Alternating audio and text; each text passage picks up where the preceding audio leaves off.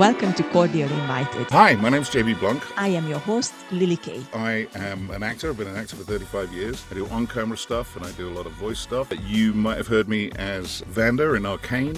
When people look up to you, you don't get to be selfish. Lots of animation, lots of games. I've done over 300 games, I think someone told me the other day, which is kind of terrifying. And then on camera, I was in Breaking Bad, Better Call Saul, Barry. I've had some lovely gigs. So that's basically me. Hi, JB. Welcome to the podcast. How are you? Thank you very much for having me. I'm very delighted to be here. Yes, it's so much fun. I'm fine. How are you? That's a very important question always. I think I'm all right. You know, I'm aging gently and disgracefully, but I think I'm fine. I think, you know, I'm lucky. I have a busy life. I have a great kid. I do a lot of traveling. I've got a bout of 3 weeks traveling coming up, so I'm just kind of drawing a deep breath before that kicks off. Fair dear. I'm going to be at Anime Central in Chicago this weekend. Then I fly back to LA, officiate a wedding, get on the night of the wedding, I get on a red-eye to Atlanta to do MomoCom. Wow. I get back from that on Monday, and then I was going to be going to Philadelphia, but now I'm going to Anime Riverside, which is closer to my home, so that's a little easier. Okay. But it's a 3-week onslaught coming up, and it's staring me in the face. Wow, that is a lot. Also, like that wedding officiation thing, I want to know more about that. Like, you know, can we just call you if we need you? Like, believe me, it's a new one to me too. Fantastic. I love that. It's like multi-talenting, multitasking, doing everything. There's actually a message for you here that I must play for you. So give me 1 second. Let me figure this out. This is going to be Spizak, isn't it? It is. Yeah, I knew it. Hey, JB, you be nice to Lily now, because she's awesome. I'll see you in 24 hours, bud. I mean, I'm not sure if you're going to see him in 24 hours because that was probably right before we went to Calgary. Yes, so yes, we were it in was. Calgary together right after that. He Yes. didn't tell me about that, the sneaky bugger. He likes to sneak around. I very have a sneaky. feeling. Yes. But that's silko. okay. He's very, very silko. Which we love. You are an actor, voice director. You did theater, you did TV, you did movies. Is there anything you can do? Is there something that you just can't? I may have done them, but to what degree of competence is still up for question, I think. Is it? Doing them and doing them well are two different things. I think you're doing them pretty well, I would say so. There are lots of things. Listen, actors have to be kind of multi-tools. You know, we have to have very high aptitude. You have to learn how to do things very quickly, whether that's ride a motorcycle or be a serial killer. Those are the sort of realms of things that you can be involved in. I'm not a real serial killer. I just play one on TV. So I think having a kind of just being open to learning everything is a great secret to carry with you in life. And I think once you think you know how to do it all, then you're in trouble. I pride myself on being a learning person. I'm here to learn. I learn from when I'm directing. I learn from great actors. I learn from bad actors. I learn from all kinds.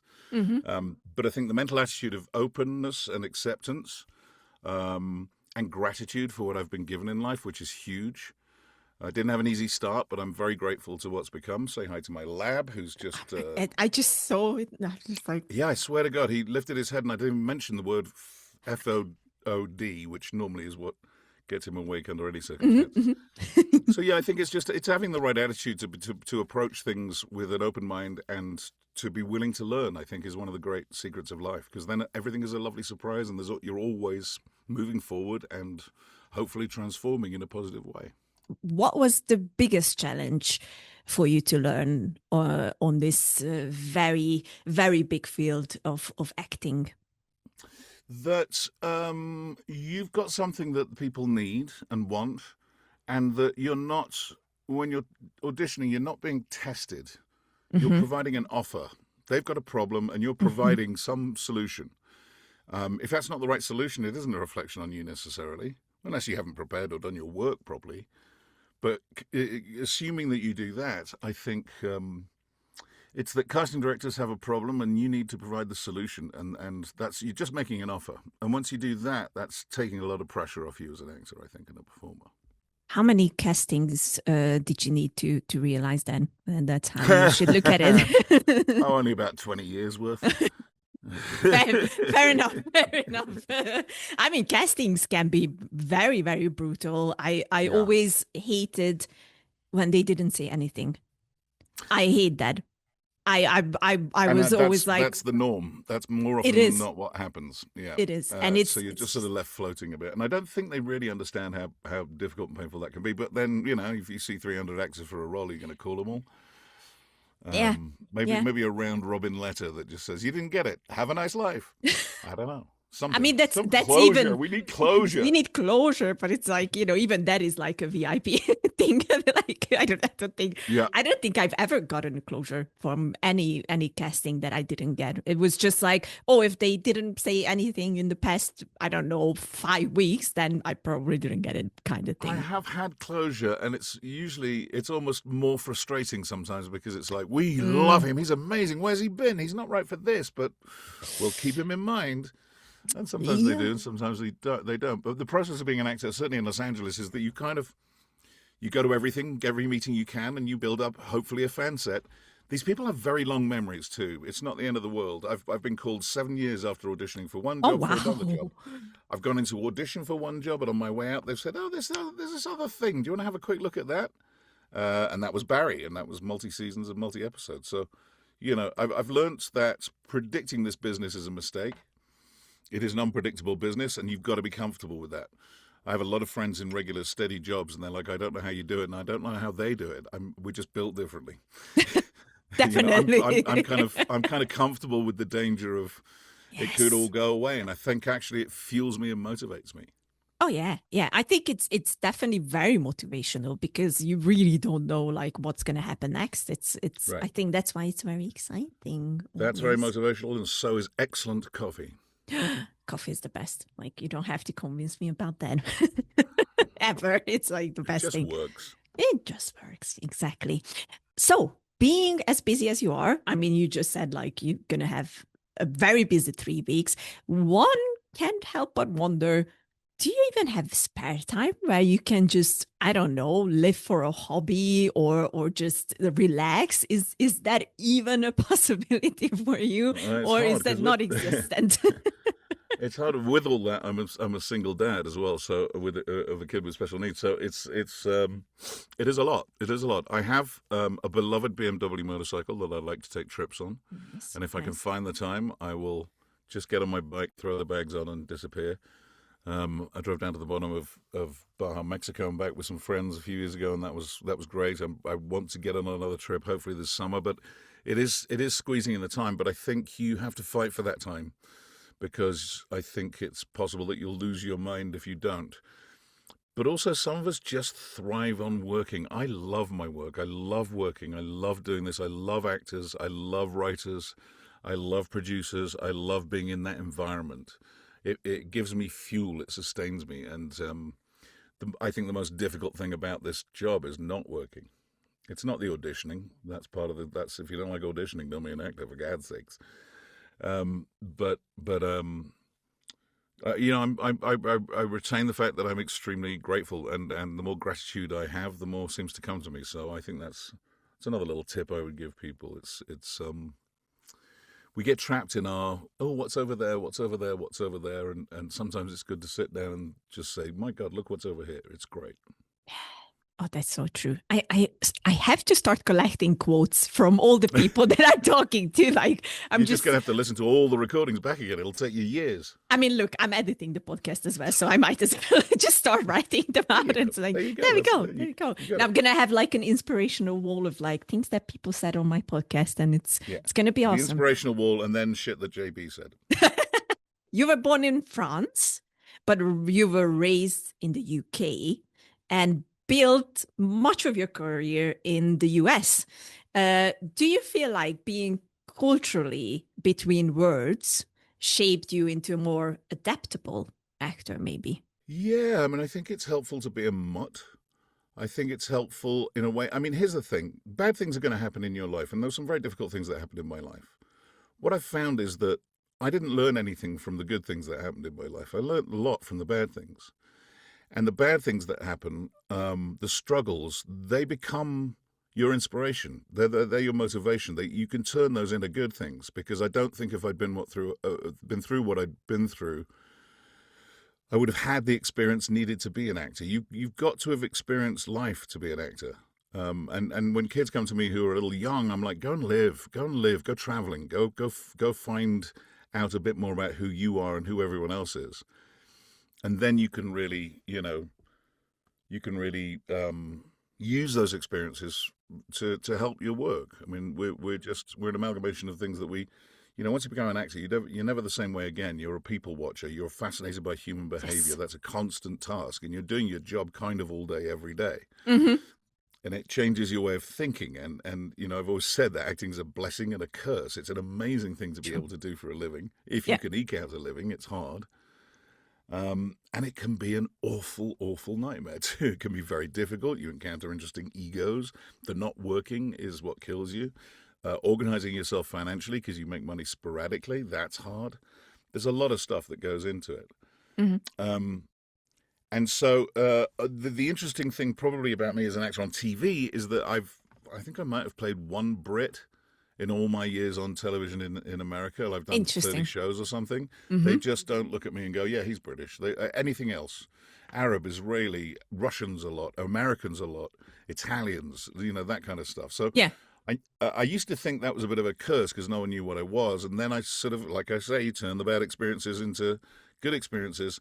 It's a blessing because it's like, I don't know where to put him. You can throw me in anywhere and something will come out.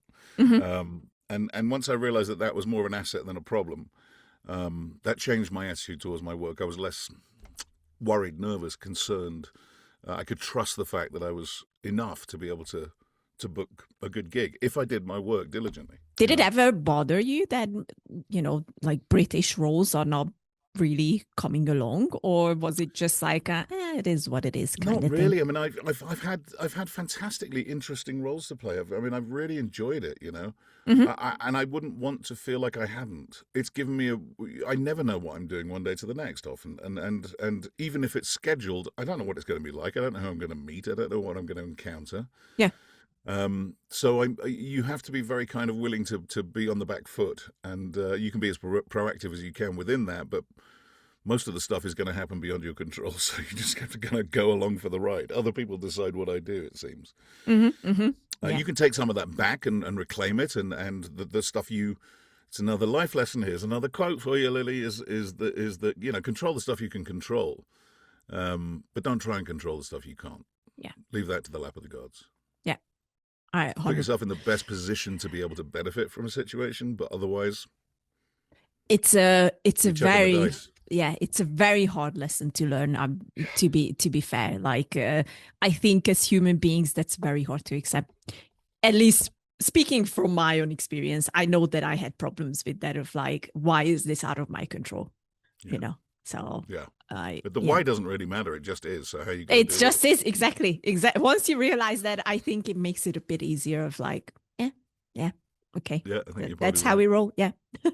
I went on a research from Wikipedia and interviews and whatnot, and I was very. It wasn't me. I didn't do it. It wasn't me. But I was very, very sad to see that you experienced bullying at a young age. And as someone who very much supports the bystander movement, and I am very much someone who speaks up against these kind of things, I would like to know, what would you advise to those out there who are currently going through the same? It's interesting because my kid went through bullying at school as well, and it made me so angry and mad. Just know how weak bullies are. Know that school is a microcosm and it is its own unit. Life isn't like that outside of school. It isn't like that. People don't bully in the same way. You'll meet them, they're around, but it isn't the same kind of petty school kid bullying. The kids who are bullying are covering their own pain. They're covering their own pain. I don't mean that condones their behavior, but they're just as frightened, small, and scared as you are. And again, that will give you better, stronger experience in the future. I think it gave me a lot of empathy for people who are weaker or perceived as weaker than myself. I think it gave me an understanding of what it feels like to live under a threat of any kind of oppression, be it physical, emotional, racial, homophobia, whatever it is. Those people are small-minded, and you're better off for being the open-minded person that you are, and that good will always prevail. I think that's probably what helped me a lot. I had a difficult childhood with some physical abuse, and I think ultimately, at the time, God, it was awful. But ultimately, it did make me stronger. And so, that phrase that's bandied about a lot, it gets better. It does get better. It does get better. And so often the root cause of bullying is some form of jealousy. My teachers didn't like my schoolwork because I was bone idle and I didn't believe in it. I was interested in other things. But they liked me as a person. And they found me intelligent and smart and gregarious, probably a little bit too much, too chatty at times. But I was always charming. And when I was at school, bullying wasn't a thing. It wasn't certainly abusive behavior to children in terms of physical violence or anything really wasn't on the radar as much. And so I suffered that kind of alone. And I think that's very difficult. I didn't really have anyone to turn to.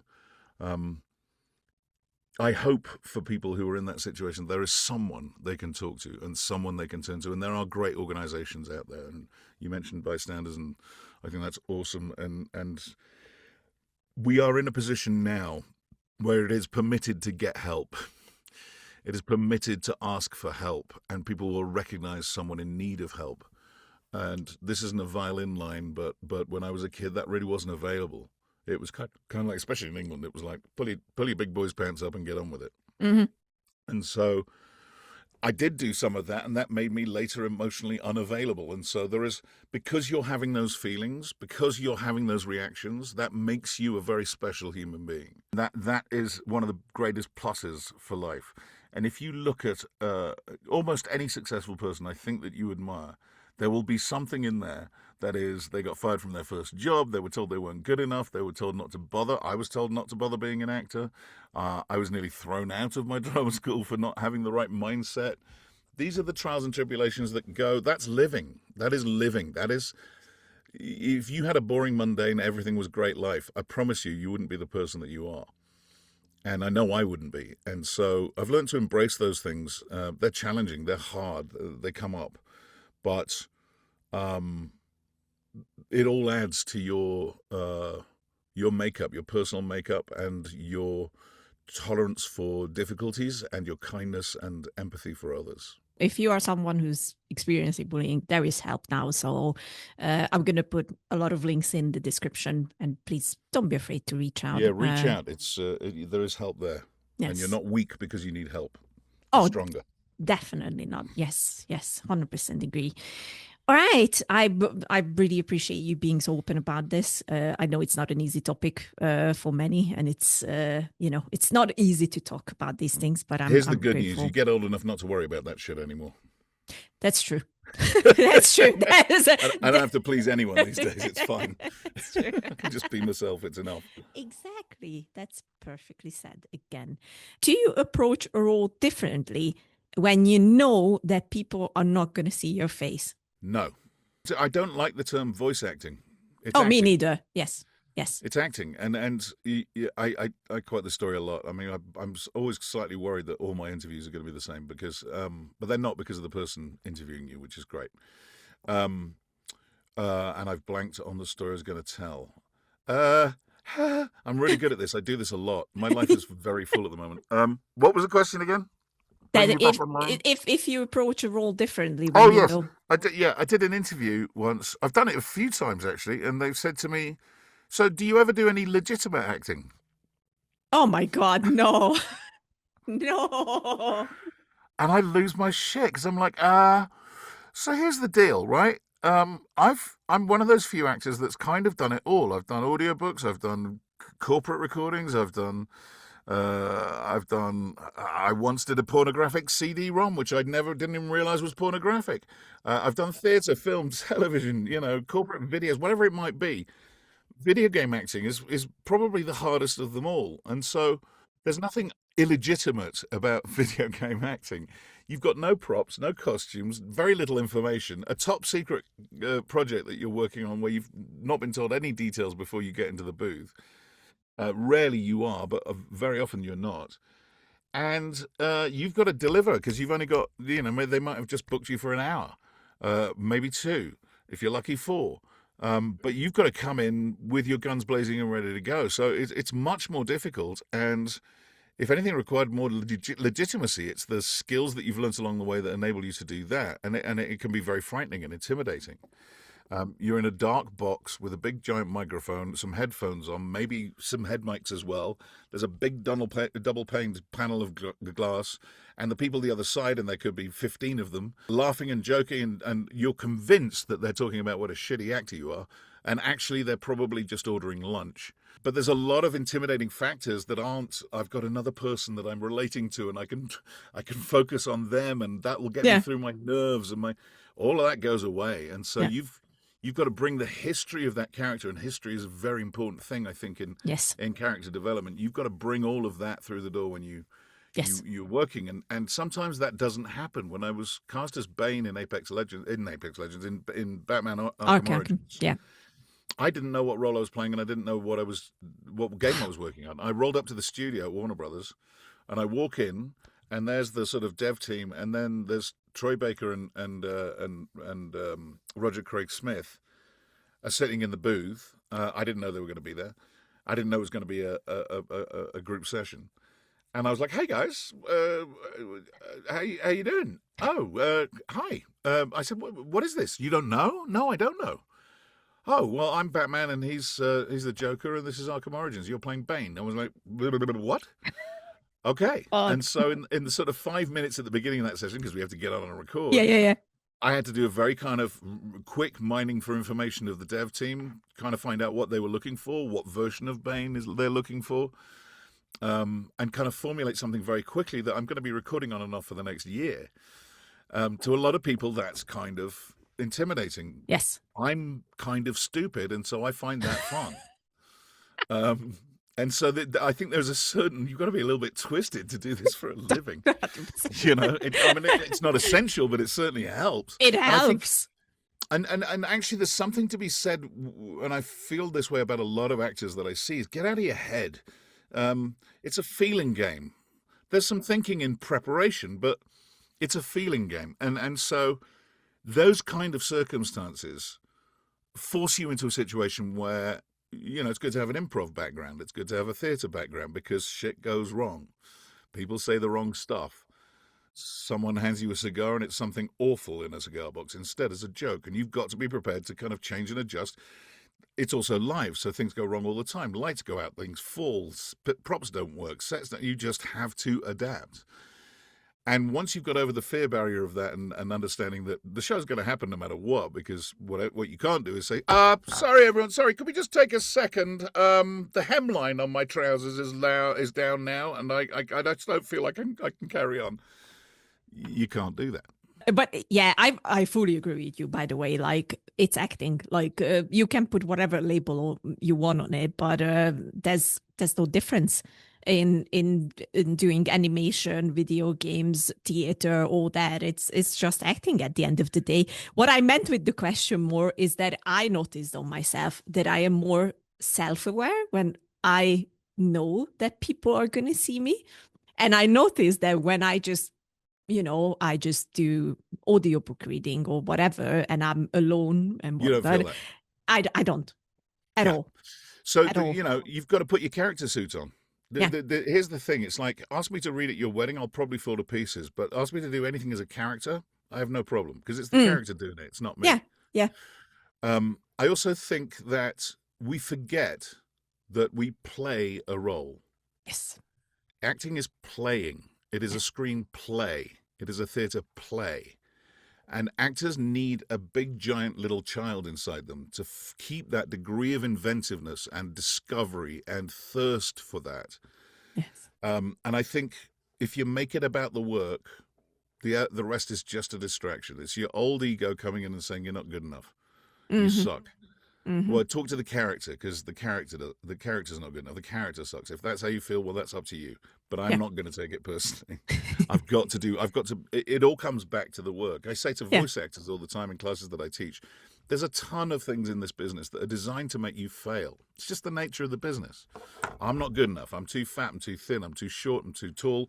Whatever it is, that person's got the job when I should have got it. I wish I got that job. I'm in this job that I don't want.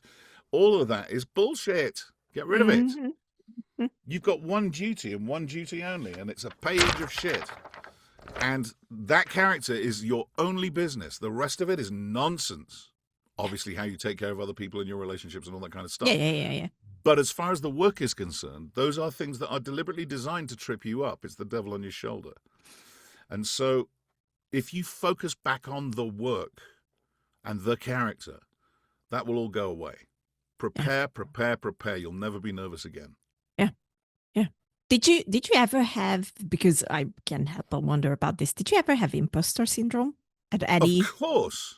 Yeah. Every day of my life, I wake up with it. Really? A friend, yeah, every day. I still, to this day, believe someone's going to knock on the door and say, "We made a terrible mistake. It's all over." Wow. And so a friend of mine said, again, it's the way how you think about stuff really does affect you on a cellular level. Yes.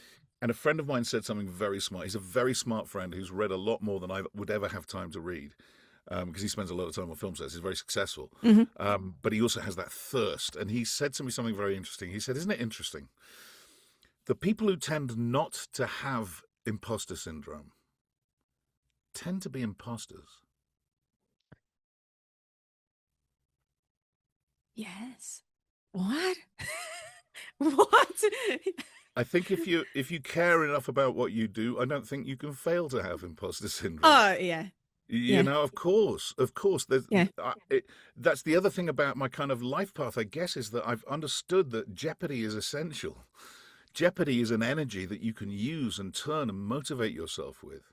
It's okay to be scared in any circumstance. It's your early warning system that says, "Oh, hello, wait a second. I need to think about what I'm getting into here." And that makes you then, be more diligent, be more careful about the choices you make, working with the other people, making it about the other actor, all that kind of stuff that I've been talking about, which is, I think, essential to you. It's essential to survive. This is a tough business to survive. There's a lot of people I was at Rudder with who don't do this anymore, and I totally respect them for it. It's a bitch of a job to do. It can be horrible. You see the success is very visible. The failure is not. That you live with alone, and it happens, and it's okay. Yeah. Oh, wonder. I love this talk. I always like the conversations that I have with people, but Well, even with Jason, yeah. that's baffling. But okay, each to their own. He's fine. I've known him a very, very long time. I know. We've known each other 20. I mean, we worked on stuff together way years, 20 years before Arcane happened. That's fantastic. I watched a lot of videos with the both of you together. It's just so fun to see how you interact. Yeah, he's my annoying little brother. Yeah, feels like it, to be fair, from the videos. It's like he probably would. Yep. He probably wouldn't agree with you. No, I think it's so obvious. It's like seeing me and my brother together. It's exactly the same, and I'm like, well, and nowadays, how great is that we do this job that normally you would never think of again, really, and this thing has lived on. Arcane has been an extraordinary journey. Yes. And now we get to travel the country together, kind of doing the Arcane World Tour. Yes. I'm going to see him in Atlanta. I'm going to be in Chicago. The next one I don't wait. We're going to Australia and New Zealand this year. Yes. I mean, tremendous stuff is happening in it, and I could not be more grateful, even if it involves Jason Spizak. It's just the price that you have to pay. You know what? Yeah, I don't think I could have put it better myself, Lily. There we go. And we have to talk about Arcane a little bit, because, I mean, your character became such... I would say fatherly figure for many. Vander is really the symbolism of like fatherhood in a way.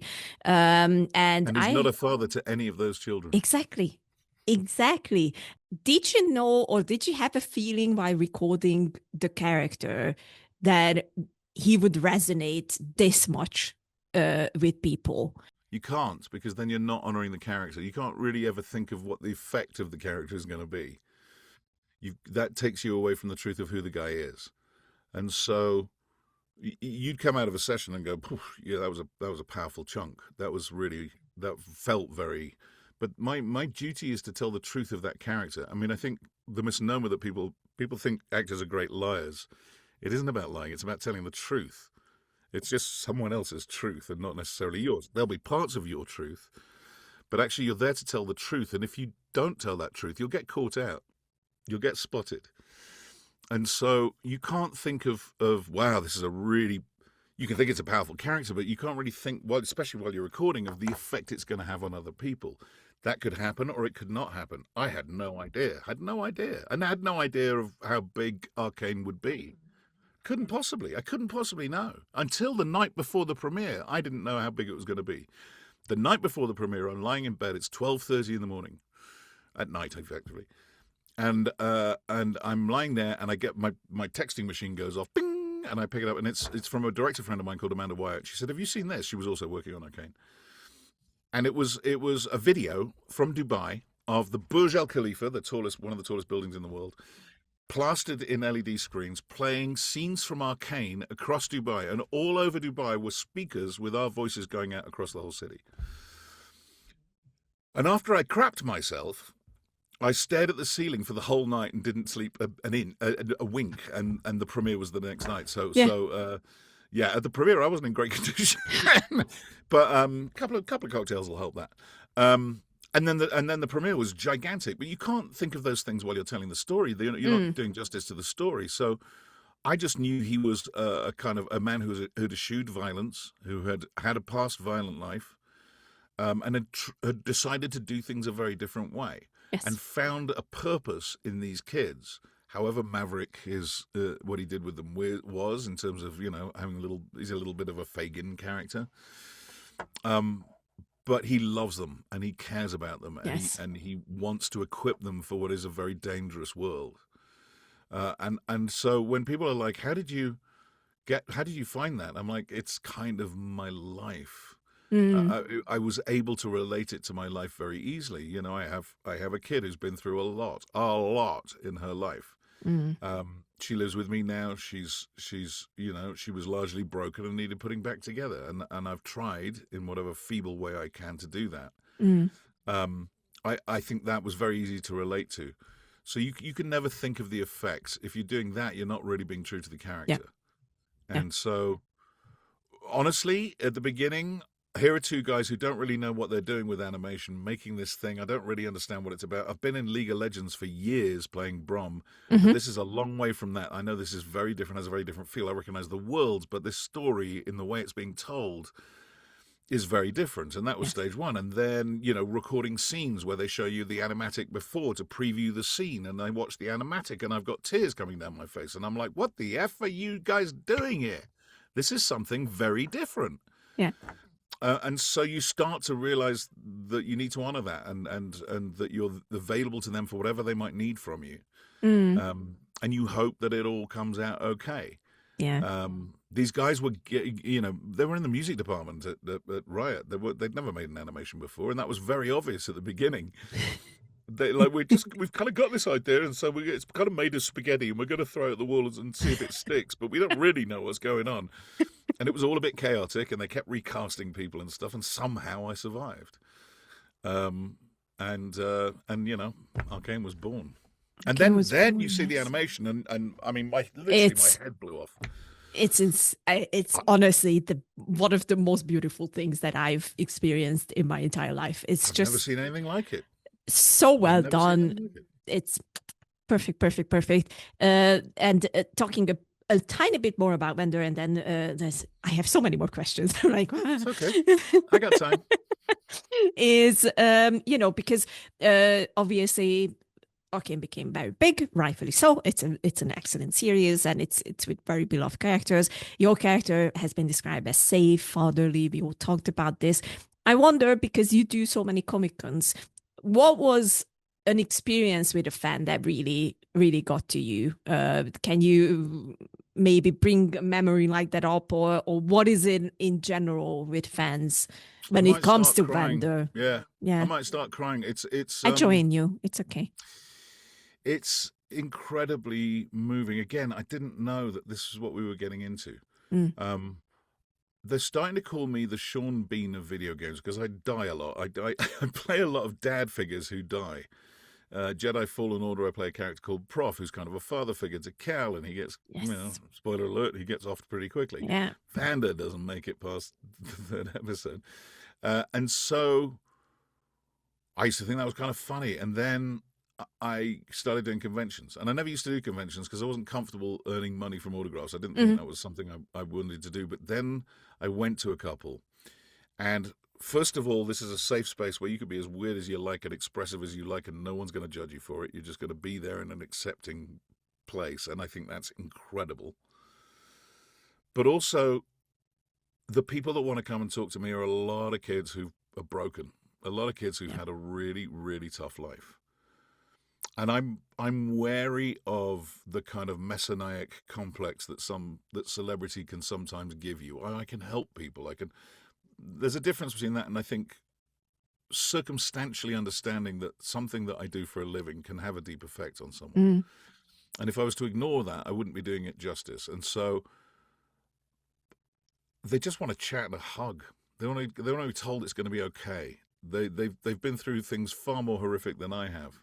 And often they're very open. I feel very honored.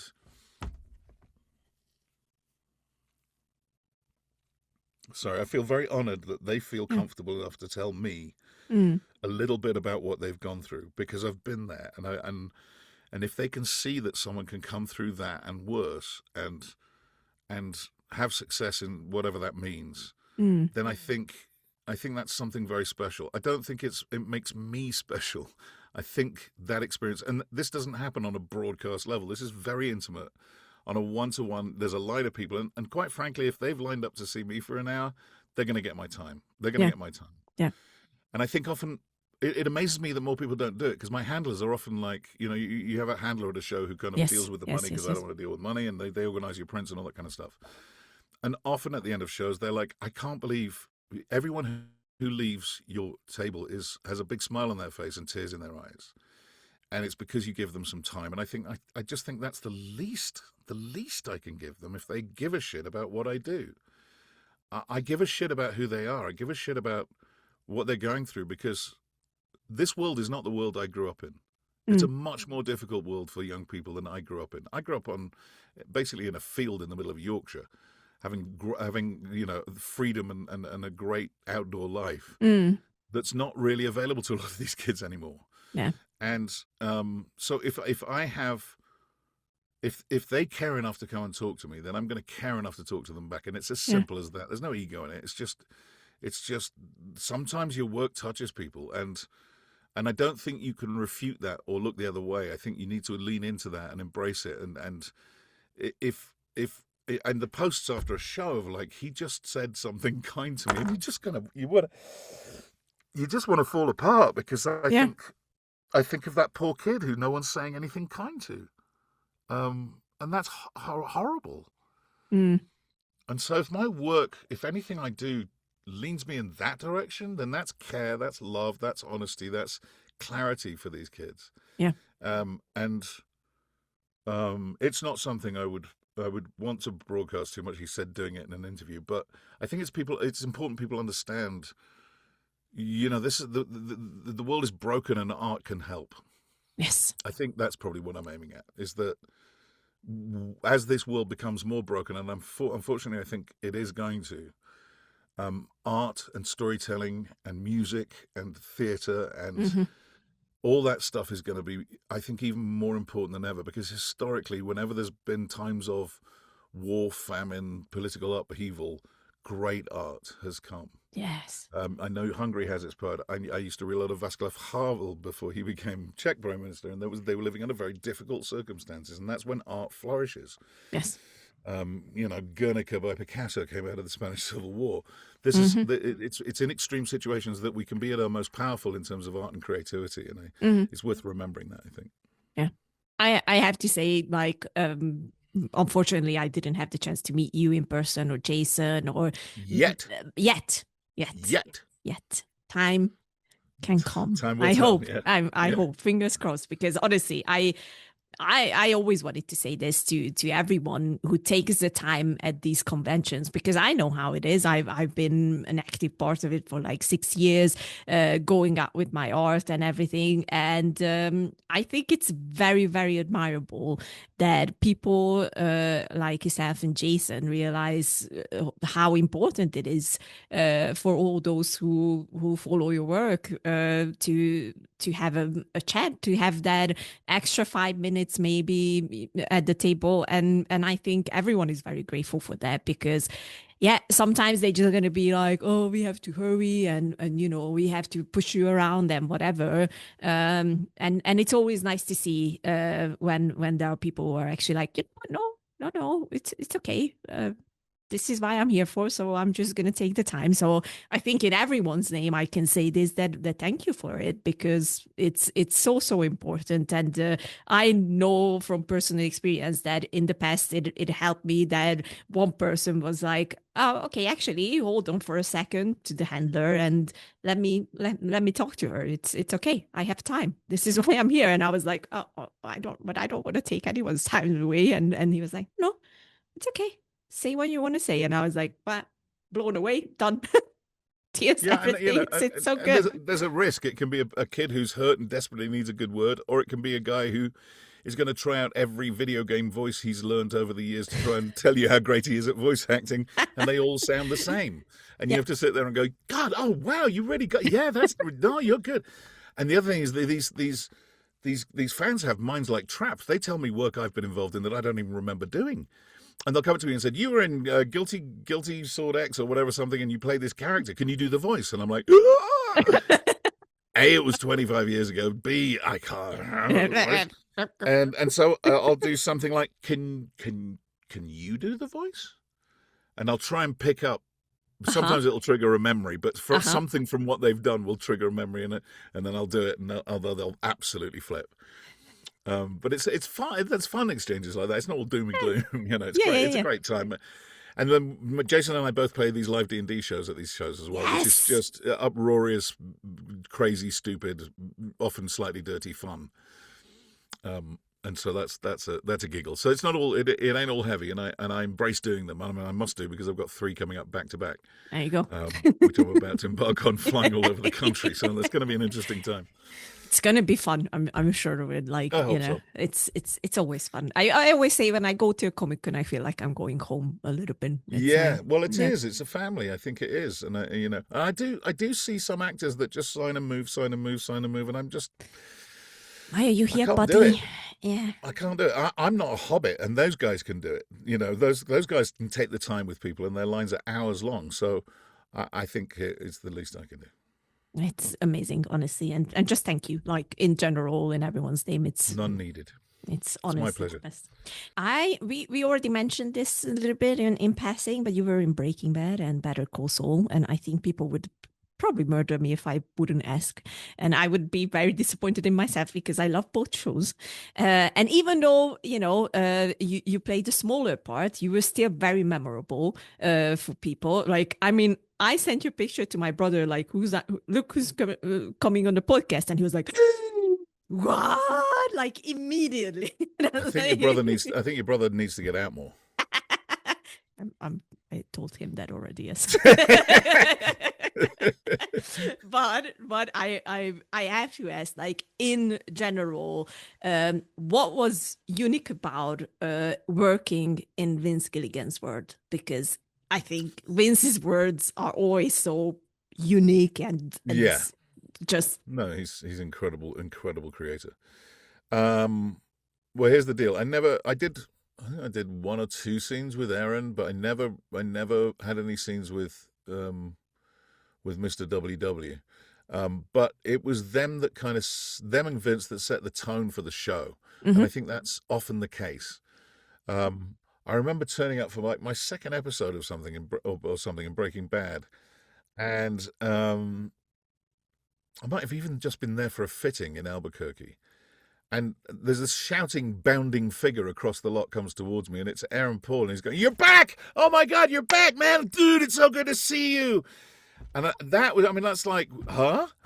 what is this? Because normally you guest star on these shows and they sort of treat you like you're something they stepped in on the way into the studio. And so that was very different. That was a very unique experience. Being cast as a Mexican doctor probably isn't going to happen again. That was kind of that was very lovely that I was able to do that, and a lot of my Latino friends who are actors were very supportive of that. If you were the best person for the job, you should do the job, which I think was how it used to be a little bit more, which is nice. I'm an actor. I'm supposed to transform. And then working with Jonathan Banks, I think was probably the greatest pleasure of it all. Who plays Mike Ehrmantraut, the hard hit man. And he's just one of the most lovely, generous, warm people you could ever wish to meet. We had I think on Saul there's a scene where I come to tell him that Gus has been killed, and we turned up on set. It's May in Albuquerque, and it starts snowing, and it keeps snowing, and it keeps snowing, and we get put on a weather hold, and he's like, "I'm hungry. You want to go get some? I want to get some lunch." I'm like, "Yeah, let's go get lunch." So we go and have a lunch, and he's like, "Tell me about you." And we talk about each other's lives and stories and stuff. And we finish the meal, and he's like, "I want to go see a movie. You want to go see a movie? Let's go see a movie." He goes, "What was the horse movie? The one about the First World War?" And War Horse with Steven Spielberg. He says, War Horse. I haven't seen War Horse. You want to go see War Horse? And so we're sitting in War Horse. I'm sitting in War Horse with Jonathan Banks, who's a legend as an actor. You know, he's been in everything. He was in Beverly Hills Cop, for God's sake. And halfway through, he leans across to me and goes, "I'm being emotionally manipulated, and I'm loving every goddamn second of it." And he's lovely. He's just, that's who he is. He's got always with a dry. But then you'd be doing a scene, and I'd walk off the set, and he'd leap out of his chair. He's a 72-year-old man saying, "You've been working. Sit down, sit down, sit down. Take a rest. You've been working." I'm like, "Well, who is this guy? Who is this guy?" They don't exist like him. He's really, so... I mean, I've got reams and reams of special experiences on that show, and I wasn't in it that much. So that tells you what, had you been a season regular, imagine what you've gone through. Oh, God, yeah. The funniest thing is that Dean Norris, who played Asac Schrader, he left RADA the term before I got there. He left RADA early, so he was 2 years above me, but he left right before I got there. Mm-hmm. We never met on Breaking Bad, never. We have very close mutual friends, and a lot of them. And they're always saying to me, "But this is insane. How do you not know Dean? You must get in touch with Dean." And I was like, "Well, I'm just going to get in touch with him. I'm not going to do that. That seems odd."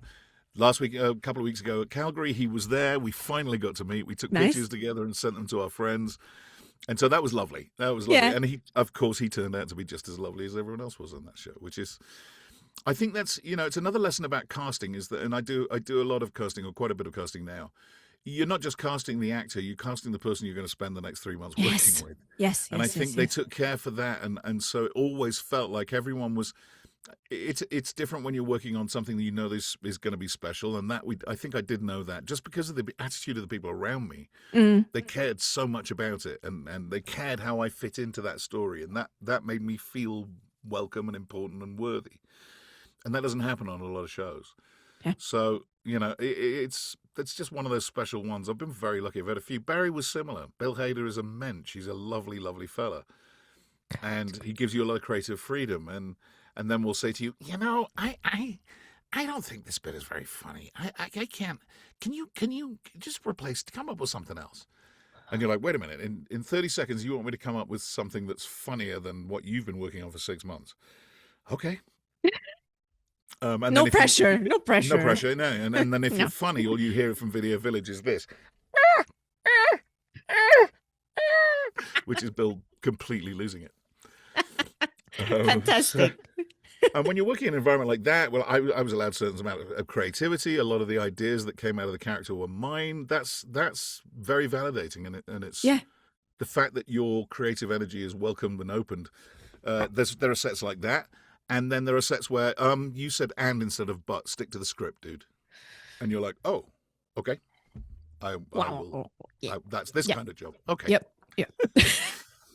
Oh my God, I love these stories so much. Like I think it's so important to hear from someone who was actually there and to know that it can work like this, because there are a lot of kind of horror stories about like sets and whatnot where you're like, Yeah, I mean, I've witnessed the two leads refusing to come out of the trailer first. I've witnessed that stuff. I've witnessed crews getting fired. I've witnessed really bad behavior. I've witnessed directors who won't talk to lead actors.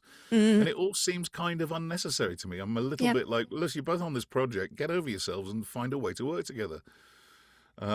Because I think the material is always affected by that negativity. Yes. And I don't want that experience. I just don't want that experience. You worked in games for years before the mainstream, I think, really understood performance capture, voice direction, acting in games in general. What changes have you witnessed in the industry's perception of games and how games are made since they became a lot more for the masses? Let's put it that way. Yeah. So this is quite a big answer, I think. I mean, when I was a kid, this thing called Pong arrived on Atari, and whilst you were wired, you could move something on your TV. That was revolutionary to us. This was a box that sat away from us and kind of told us the news and shit, and occasionally was entertaining. But this was some kind of interactivity that, you know, made no sense. I didn't know how to, you know, and then didn't really touch a game until I moved to Los Angeles after the Count of Monte Cristo, a movie I did, and they were looking for British voices, and that's how I got into voice. I didn't even know you could be a voice actor. I didn't know that was a thing.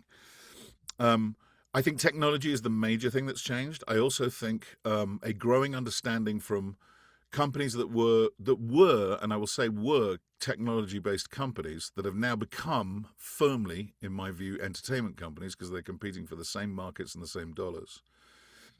A growth in the understanding of how story works, how immersion works, how joining characters to an audience, how finding that connection works. And I think advances in technology have helped that. The graphics are stupendous. The degree of immersion has grown exponentially. I think there's, you know, a lot of people don't realize that 80-90% of the gaming industry is indie. And so there's incredible things happening in indie gaming. And as is so often the case, no budget and forced circumstances will often create some of the best work. So I think, you know, allowing space and time in some of those games has changed. It used to be very bang, bang, bang, bang, full on. If you look at Street Fighters and those kind of genres, also the expansive genres of games, each genre has grown massively. And also as an actor, you know, you don't know if you're working on World of Warcraft, that's one thing. And I used to direct World of Warcraft. But if you're working on The Last of Us, that's a very different set of circumstances. And it's okay to bend what you do as an actor to suit those. I think it's essential to fit your genre. But I think an understanding, and it's still, and what's interesting is this process has taken a long time. I think there are some companies who still don't understand how performance works, and that's why they hire people like me to direct, is because I'm an actor and I've been through every situation those actors could have gone through. And so they've got an ally on set that is a bridge between the devs and the producers and the actor trying to just do their work on stage. And I'm always very insistent. I'm like, let me be the messenger. Let me be the messenger. Funnel it all through me. And then the actors know where they stand, and helping them understand that acting is a terrifying business, that when actors behave badly, it's because they're scared. And instead of admonishing an actor or berating an actor for that, empathy, sympathy, understanding that they are in a very frightening position and a very exposed position, I think is key. So I think the understanding of performance and how story can be integral in game development is something that's changed quite a lot. I think actors are involved in the process a lot earlier now because people are finding that's beneficial to the general production of the game. Actors have good ideas and they're good on story and they tell a lot of them, and so I've enjoyed that. And, you know, people like Troy Baker have really advanced that cause, have really advanced voice actor involvement in games and game development. We don't want to tread on their toes, but I think understanding performance and how that connects to audiences has been a big kind of growth in this industry. What's a project that you worked on that deserved far more attention than it got? All of them. You know, being killed at the end of episode 3 of Arcane was a bit of a bummer. No. I did a show years ago called Beware the Batman. It was a Batman cartoon series. It was CG, so it wasn't overly popular with the purists. CG is very expensive, so you have kind of an empty background. You have a lot of people around and all that kind of stuff. But it was a really good show, and it was different Batman villains, and I saw where the story was going to go, and it was fascinating. I got to play Alfred, and he was a slightly rougher, more of a kind of Vander Alfred. Bruce, I made a commitment to your parents that I would, look after you, and I can't do that if you won't let me. And he's a harder case. He's a bit more of a soldier. He trained him, and I really liked that angle on it. But, at the time, Green Lantern had been a flop as a movie. The series got canned because they couldn't sell merchandise because animation started becoming more about selling toys than anything else, which is a damn shame. And, there's a lot of that stuff happens in these. There's a lot of stuff that takes good work down. And it's frustrating and upsetting, but you've got to move on. So I think Beware the Batman was one that didn't really take off that I think should have and would have been great. It just didn't get its shot. So yeah, if there's a sadness about any project that didn't work, it's probably that one. Fair, and then fair. the 4 million close shaves to something great that I've had as an actor, which if you just got to come to terms with that. It happens. Yeah, that's fair enough. So people go watch it. It is still You around. can find it. Yeah, so you can find it. You can find it. Go on and watch it if you haven't seen it yet. Beware the Batman. Beware the Batman. Let's bring it up. Maybe we can convince Give it a boost. the studios and whatnot to pick it back up. But we have to play a game because I love playing games with my guests. It's so fun. I'm very scared. It's gonna be good. You're gonna do good. Everyone thinks that they're not gonna do good. They always do good. I chose the game Know Your Co-Stars for you. It's very simple. I'm going to say 2 things about them, and you have to tell me who am I talking about and what have the 2 of you been together in. Shit the bed. This is going to be horrible. This is going to be horrible. I can't remember people's names, let alone that. I mean, I remember. Oh, God. I'm in a terrible situation here, viewers. Help me. Help. If I forget and I don't know anyone, I'm so sorry. You're going to be great. If you forget, I can edit it out. Do I look like I'm going to be great? I'm not going to be great. I'm going to be in psychiatric care after this. Okay. Let's start with the first one. Let's do a warm up. Let's see. All right. So, this person faced an evil clown successfully. But before that, he was the lead of the series you played in. Who is he and what's the series? This person played a clown? No. This person faced an evil clown successfully. An evil clown successfully? I mean, I'm thinking Batman and Joker. No. It's the kind of clown that ate children. I'm completely lost. I'm so stupid. For viewers at home, it takes this degree of a lack of intelligence to be an actor. Let that be a lesson to you. I feel awful. Let me help you more. More clues. More clues. The clown is Pennywise, the dancing clown. Yes, I know the guy, but I don't remember what I was in with him. I would never know that. Should I give away the Yeah, I'm sorry. I told you I'd be useless at this. It's Barry, and it was Bill Hader. What? Wow. Know your co-stars, folks. I didn't know that. She is currently roaming the wastelands in one of the most successful video game adaptations. But before that, you were like a father to her. Who is she and what series did you 2 were in? I mean, it could be anyone. Could it be? Should I give away what is the wastelands? Mia Janess? It's not Mia. No. Give me the wastelands. So I don't play games, so I don't know. It's Fallout. Am I allowed to have IMDb on in the background? I don't know. I'm sorry. I told you I'd be useless at this. You picked on the one thing I'm really weak at, which is remembering names and knowing other people's careers. I'm really useless at it. It's Arcane. Okay. So it's Ella or Haley. It's Ella. It's Ella. Yeah, I thought it was Ella. Okay, I got one. After a lot of cues. My God, I've got no more coffee. This is upsetting. I give you a point. Yeah, Don't worry, scraped it. there's only 3 left. I wouldn't give me half a point for that. I'm terrible. Shocking. He plays the perfect evil. So no wonder that he appeared in a galaxy far, far away and also tried to manage a psychopath superheroes. He played your boss. Who is he and which series did you two were in? Audience, meet me on camera 1. Here's the deal. When we make video games, we don't work with anyone else. We just do it on our own. I don't often know who else is in the game. I don't watch my own stuff. I don't play games because I don't have time. So I just want to make clear, this is a fit-up. I've been had. This is an ambush. I want to make that very clear before I screw up this next question, okay? Sorry, Lily, could you repeat the question, please? It's okay, but it's all live action. I didn't choose any games. Okay, all right, so give it one more time. All right, God, I'm going to hell for this one. It's all right. He plays the perfect evil. So no Right. wonder that he appeared in a galaxy far, far away. He was also an evil character there. And also tried to manage psychopath superheroes. He played your boss. Who is he? And which series did you two were in? He paid my boss. Yes. Did he play my boss in Barry? No. He played my boss? He played your boss in two TV shows. He played my boss in 2 TV shows. Yes. So, just to recap, I didn't say you didn't have to be stupid to be an actor.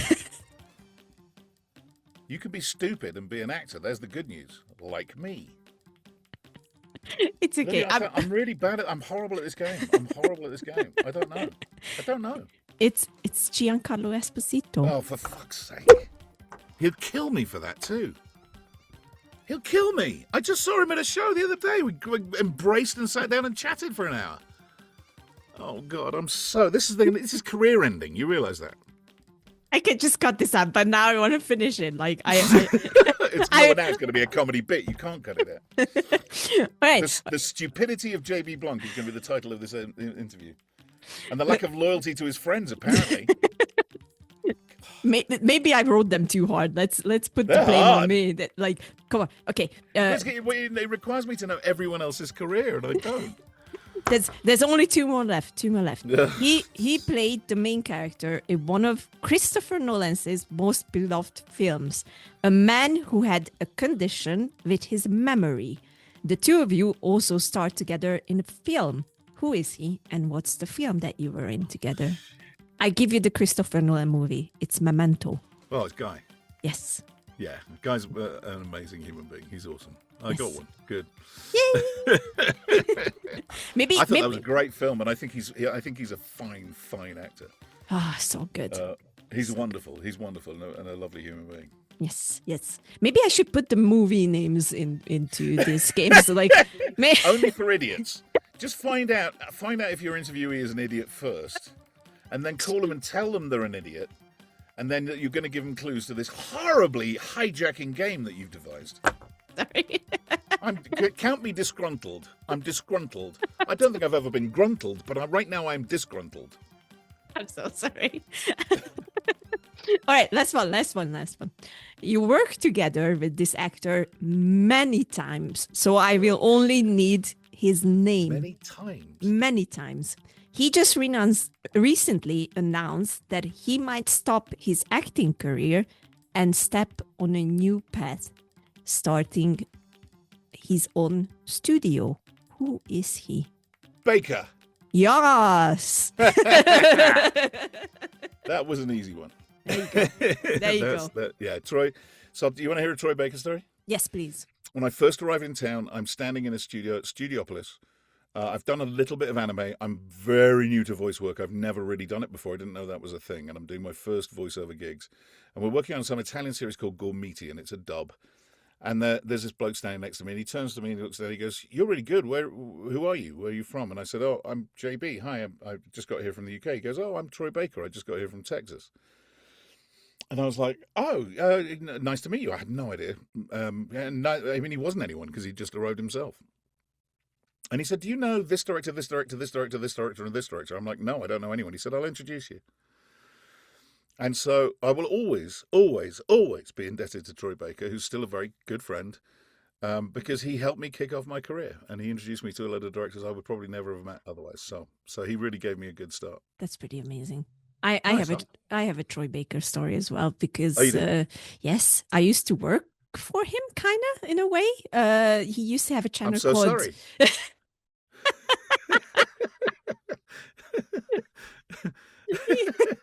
I can just about tolerate working with him, but working for him, good God. Well done. To be fair, like, you know, it's like kind of working for him because he used to have a YouTube channel called Relator. He did it during the pandemic, and he Yeah. picked up me and my friend Katie's podcast to be on his channel. So we got actual traction because of him. But he did Great. even more for me because he always really appreciated my art, and he asked me to make an artwork for him, and that boosted me up to levels that I never thought would be possible. So There you go. You We know. have similar stories. then we have He some. helped to give us both a bit of a leg up, Yes. which is great. Yes, Troy is a good guy. Troy is a He very is a good good guy. All right, then we arrived to almost the end. There's two more duties we have to fill. One of them is I need dad jokes ready. You need dad jokes. Yes, please. Okay, I've got two. Yes, please. And I don't know why they're just my favourites, and I think they're stupid. The one is, why can't you hear a pterodactyl going to the bathroom? I don't know why. Because the P is silent.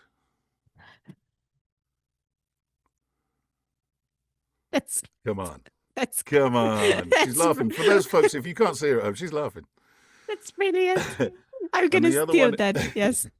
The other one is slightly more surreal. How does an elephant catch a monkey? I don't know how. It hangs upside down in a tree and makes noises like a banana. What? Inexplicably stupid. You now meet the world of JB Blanc. I love it. I love it. I am inexplicably stupid. I would like to stay and share the stupidity with you. That's dangerous talk, Lily. That's very dangerous talk.